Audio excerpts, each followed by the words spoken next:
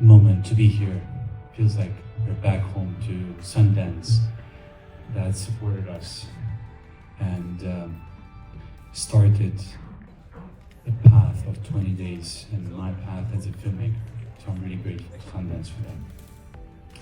And thank you for having us here. This is, I'm going to be brief. This is a story of a small village and a little forest. And it is a personal story, of course, like any story from Ukraine. But it's just 2 hours away from my hometown.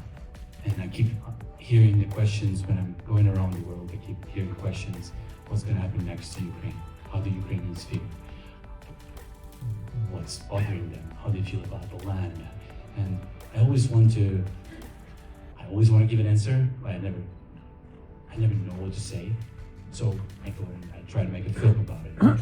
I really want those numbers of casualties. I really want those kilometers, miles that are just statistics. I want those names that are just names on a map to have meaning to them. And that's why this film exists. And I'm really grateful that you will be the audience for it. Thank you. Mstyslav Chernov, director of 2,000 Meters to Andriivka. Yes, you got it right. So we know you because of 20 days in Mariupol, and obviously you have been telling the war, the tragedy in your own country for the last 2 years, documenting it. First, how is this movie similar or different to your first documentary about the war in Ukraine? So the making of this movie was quite tough, because I remember the year when 20 Days in Mariupol was playing for the audiences around the world. In the middle of those screenings in Los Angeles, in New York, in Europe, I was coming back to Ukraine and shooting this film.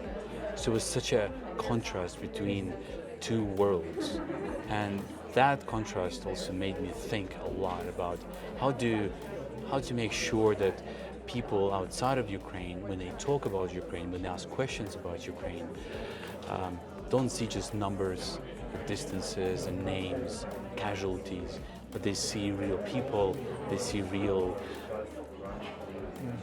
like the price of every single inch of the land that people were fighting for.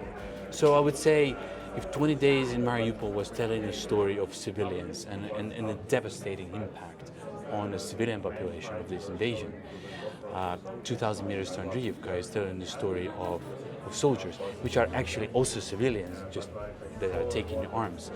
And it's telling the story with the same intimacy, with the same personal approach, because the story I'm telling is happening 2 hours away from my hometown. Everything's personal, and therefore that's what's similar. But what's different is a different setting, and it's different people. And I think it's just a different side of the war, which we also have to know about. As a journalist and as a filmmaker, I cannot imagine the situation where you were, like, as you said, receiving an Oscar, right? Yeah, that's and exactly what at it the was. same time knowing what was going on in your own backyard, to your friends, to your family. That I guess it was like the best time of your life, the worst time of your life at the same time. Yeah. And I couldn't even tell you how hard it was, because when you're going back, the day when 20 Days in Mariupol received BAFTA, one of our heroes of the film have been killed. And it was so hard to be in two places at the same time and not to feel, absurdly out of place. But at the same time, it was important to go, it was important to speak about it, because it is a challenge right now to get to the audience. There's so much happening, there's so much information that only few stories make it to people's minds and to people's memories. And films are good for that reason, because they stay with people. Do you think these movies can have an impact on the public opinion? Because what is very tricky right now, and we have a new president here in the US that might change how the support of this country towards Ukraine. Do you have an opinion on that? What do you think is going to happen this year? As a journalist, as a documentary filmmaker, I don't want to convince anyone of anything.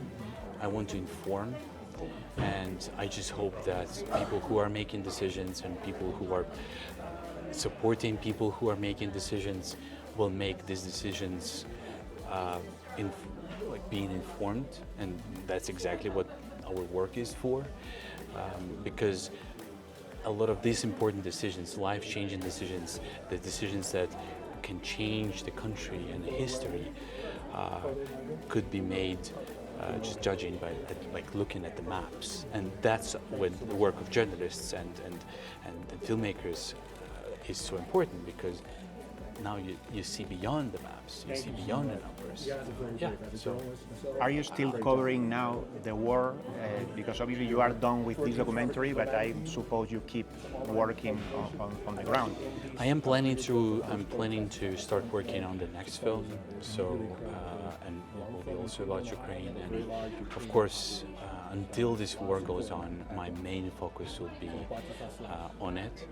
But as a filmmaker, certainly I have more plans and more ambitions for other films. Well, hopefully soon you can move to another topic, right? That would be a good signal.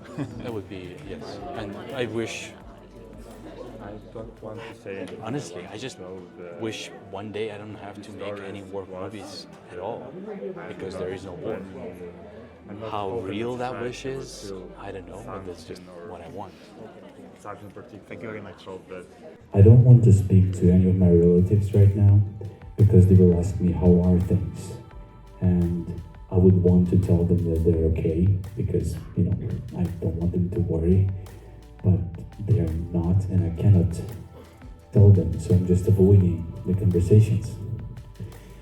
And so every step is a discovery, is changing